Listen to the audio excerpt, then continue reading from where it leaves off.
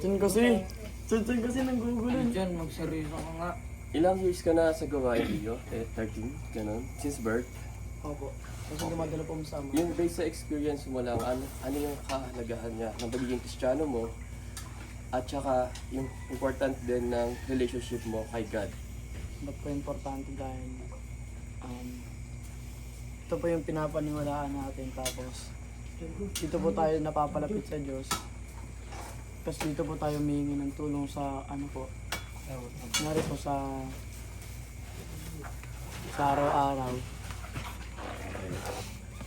Tapos yung Diyan. ano po yun, Pagiging Kristiyano mo, bakit mahalaga ang pagiging Kristiyano mo? mahalaga.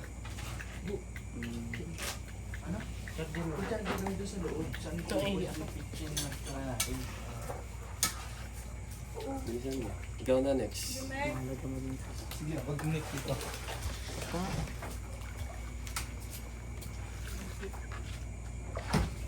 Kung tatanungin ka ba, Rio, kamusta yung relationship mo ngayon sa mahal na Panginoon? Minsan po nagkakamali po ako, tapos minsan ano naman po. Hindi, tingin mo sa'yo, okay ba? Malapit ka ba sa mahal na Panginoon? Malayo? Ano na? Parang half po. Kasi minsan Kalahati. po nakagawa po ako ng kasalanan. Okay. So, next na tayo. Ayaw mo na sagutin yung bakit importante yung relationship natin kay God? Hindi na po nasagot. Okay, next. Iyon na, Christian. Jacob. Bakit importante ang pagiging Kristiyano? Bakit din importante ang relationship mo sa mahal na Panginoon sa Diyos? Mahal na Panginoon Jesus. Ano po ng ano po yun ito? Kaya ko po masabi po na ano po na nawala po yun. Okay, pwede na mag-pass eh. Sa pagpapagamit ko naman ito po sa karpangkat at saka sa relationship ko sa malapit. Natahimik yan namin kasi hindi rin makakasagot. Nawawala yung ano si Meron. Dahil po siya po naglikha po ng langit at lupa at ano mga bagay sa mundo. At saka ito din po kapaparaanan po na upang ako po makilala sa mahal na Panginoon at maligtas sa pangalan niya. Kaya ko po nasabi yung dahil ako po bilang sa kalibutan po nung ako dati. Hindi po ako nagsasamba dati sa mga ganun po. Ay, ito po nung kilala ko sa siya at saka sinasamba ko po kaya po nasabi po na mabait po yung ating mahal na Panginoon. Dahil po hindi lang po sa ibang bagay po tayo binago, sa pananamit, sa ano po, na ano din po tayo sa experience sa spiritual at saka sa mga iba pang bagay po na hindi karapat dapat sa mahal na Panginoon na kalugod-lugod. Okay. Ayun lang po. Bakit importante yung relationship sa mahal na Panginoon kay God? Dahil ano po, siya po talaga ano sa atin. Kumbaga, importante po sa akin na po sa mahal na Panginoon po sa Relationship mo sa Kanya dahil siya pong nakilala ko po na nagpapabago ng buhay, nagliligtas ng ano, siya ang nagpapagali sa sakit. Lord. Next. Dave. Pwede Same question. tanongin na lang. Yung ano, bakit mahalaga yung Pagiging Kristiyano. yung relasyon? Tsaka yung relasyon, magka-pares lang siya halos, ano, Dave. Magkakaiba lang sa sagot, pero parang same lang din naman siya magkarugtong. Kaya, anong gusto mo sagutin ba? Dalawa o isa? Isa. Sige, alin doon? Yung pangalawa. Bakit mahalaga ang relationship natin kay Jesus? Sige, okay. Sige. Kasi po, siya lang po yung malalapitan natin tuwing may problema. Siya rin po nagpapagaling ng mga sakit po natin. Nagpa-provide po ng mga pangangailangan. Amen. Sa araw-araw. Lord. Sige, next na. Brother Jade. Bakit mahalaga? Importante, maging Kristiyano ka. Anong kalagayan ng pagiging Kristiyano mo? Siya lang Yung relationship sa mahal na Panginoon Jesus. Bakit mahalaga? para sa akin po. Based sa experience mo, kasi lahat tayo dito, iba-iba sagot. Kasi nagkakaiba lang tayo sa experience natin. Kaya, huwag kang maiya na kung ano yung nasa puso mo, sabihin mo na lang. Kasi, iba-iba rin kasi yung experience nila, kaya iba rin yung sagot. Para sa akin naman po, meron din po akong pagkukulang sa mga hanggang ngayon po. Pero kaya kong pagsisiyan sa oras na tawagin na. Pero sa ngayon, ano po, Pero sa ngayon, naisip mo, bakit mahalaga ang relationship natin sa Panginoon, sa Diyos? Ano yung pinapaisip sa'yo ng mahal na Panginoon? makapagbago sa akin. Okay. Mahalaga kasi para magbago ka. Okay. Okay, sagot mo. Next na tayo. Si Janber po, si Janber. Go. Janber. So, Bakit mahalaga ang pagiging Kristiyano at bakit mahalaga rin ang relationship natin sa ating mahal na Panginoon? Para sa akin po, Jesus. mahalaga ang isang Kristiyano. Kasi po, bilang isang Kristiyano po, kailangan po natin purihin ang mahal na Panginoon dahil sa mga himala na ginawa sa atin, sa pagpapagaling, and then sa mga blessings na natatanggap natin sa araw-araw. Tapos sa relationship naman po sa mahal na Panginoon, ang pag po nakipag-relation sa mahal na Panginoon, hindi kanya niiwan. Mahal ka ng mahal na Panginoon kapag minsan hindi kanya iiwan kapag nakipag-relasyon ka sa kanya. Hindi ka tulad ng iba. Tandaan nyo yung sinasabi ni brother kasi pwede nyo siyang ma-adapt or maging, pag na-absorb nyo yan, pwede nyo siyang maging sa buhay nyo. Maging life verse, mga ganun. Ma-adapt nyo, madala nyo sa mga susunod nyo, mga trials, ganun. Kaya, Janber, sige talay mo. Yun nga, sinabi ko na hindi ka iiwan ng mahal na Panginoon. Kumbaga parang kung saan ka nagsimula, hanggang ngayon kasama mo pa rin siya dahil nakipagrelasyon ka sa kanya dahil naniniwala ka sa kanya na kasama mo siya, hindi ka niya iiwan. Tsaka dugtungan ko lang din sinabi ni Janber, kapatid nyo, relatives nyo, kamag-anak nyo, pwede kayong iiwan.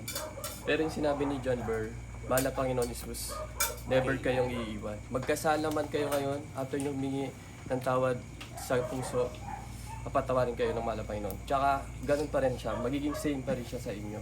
Mabuti pa rin ang mahal na Panginoon sa inyo. Kaya, totoo yung sinabi niya, kahit anong mangyari, ang mahal na Panginoon hindi kayo iiwan. Amen. At may verse din yun, He will never leave you or forsake you. Kaya, tandaan niyo po yung sinabi ni John. Glory to God. Brother DJ. Mahalaga pa yung Kristiyano at ano yung alaga din ang relationship natin sa pinamamahal pa ng Jesus. Ano talaga, mahalaga yung yung relasyon sa mahal na Panginoon. Dahil, Kasi lagi yung din, tatandaan talaga ang mahal na Panginoon, makapangyarihan yan sa lahat eh. Siya ang lahat sa buhay ng bawat isang tao. tapos ka na. Na magulang natin, kailangan talaga natin. Ito. Kailangan nating mahalin, ganun. Mahal na Panginoon kasi talaga, pag di niya inaano yung mga kasalanan, hindi niya tinitignan yan. Ang tinitignan ng mahal na Panginoon, yung puso mo. Yung puso yung tinitignan ng mahal na Panginoon, lagi niya tatandaan yan. Tsaka hindi tinitignan ng mahal na Panginoon kung anong napakaraming pagkakasala ba yung nagawa nyo. Yung matindi bang pagkakasala, kasalanan yung nagawa nyo. Hindi yan tinitignan ng mahal na Panginoon. Ang tinitignan niya yung puso. Yung puso talaga na talagang lumalapit sa mahal na Panginoon. Kasi mahal na Panginoon yan eh. Siya ang all of siya ang God, siya ang Diyos. Siya talaga lahat. Siya ang yan ang nagbuo sa atin sa buhay natin. Wala tayo sa mundong to nang wala siya. Amen. Yan ang relasyon natin sa mahal na Panginoon. Kaya alay na natin yung buhay natin sa kanya. Yan lang. Mag-iwalay kayo. Basa ka. Basa. Wala meron. Ikaw na. Okay, go. Next. Same question. Bakit mahalaga na yung Kristiyano mo? At saka bakit importante din ang relationship natin sa ating mahal na Jesus? Bilang Kristiyano po at matagal na naglilingkod sa mahal na Panginoon, mahalaga po ang magka-lesson sa mahal na Panginoon dahil siya po yung center natin sa buhay natin. Kailangan natin itong sundan at kailangan nating matuto ng Kailangan natin matuto ng respeto. Sa kanya po tayo matututo. At bilang Kristiyano din po, kailangan din po natin na mapalapit sa kanya para sa pagdating ng rapture po, maliligtas tayo. Next, brother. Yun po. Ano, okay na? Relationship. Okay. Meron ba? Relationship. Yung sabi ng relationship. Ha? Hindi, sinabi niya na, importante mo talaga kasi para pag nag-rapture, masama niya. Okay, Jumer. Jumer. Pangalawang tanong. Bakit mahalaga ang relationship natin sa Malapang Jesus? Because, Kasi siya lang naman yung naglikha sa atin eh. Tsaka pag may kailangan tayo sa buhay, siya lang naman tatawagan natin. Tsaka pag lumapit ka sa mahal na Panginoon, sasagot siya kagad. Di ka niya tatalikuran. Yun lang. pero may tanong din ako, follow up sa sinabi mo. Tingin mo masasagot ka ng mahal na Panginoon kung sinusunod mo yung kalooban niya? Pag may hinihiling ka sa Kanya, halimbawa, may hinihiling kang mahal na Panginoon, gusto ko ng ganito. Tingin mo, ibibigay ba ng mahal na Panginoon yun kung sinusunod mo yung kalooban niya?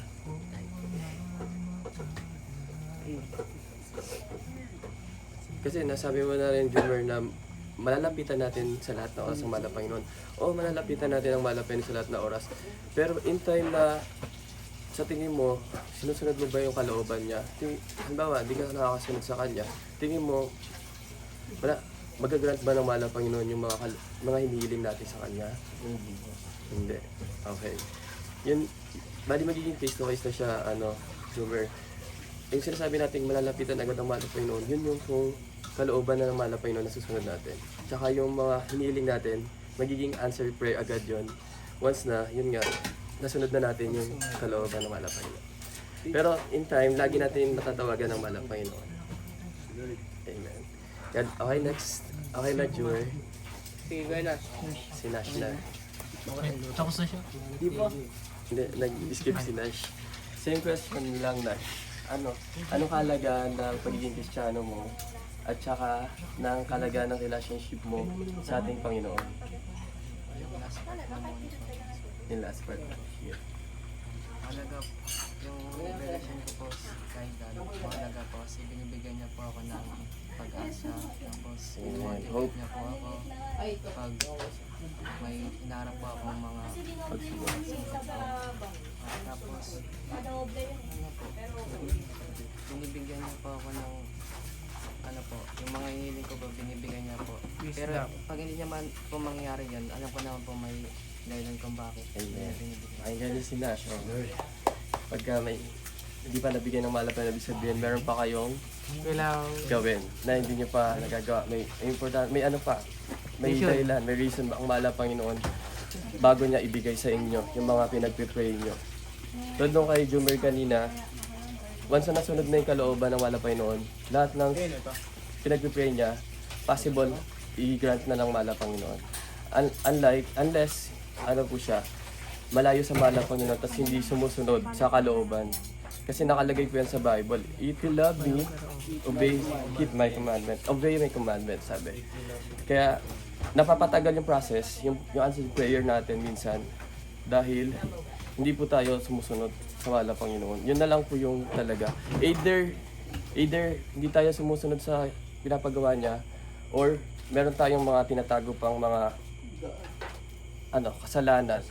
Kasi once na ang kasalanan is meron tayo, hindi natin mapiplease talaga ang mahal na Panginoon. Kaya kailangan, yun nga, i-ano nyo yung kasalanan. I-lay nyo yun sa ano nyo yun, sa buhay nyo.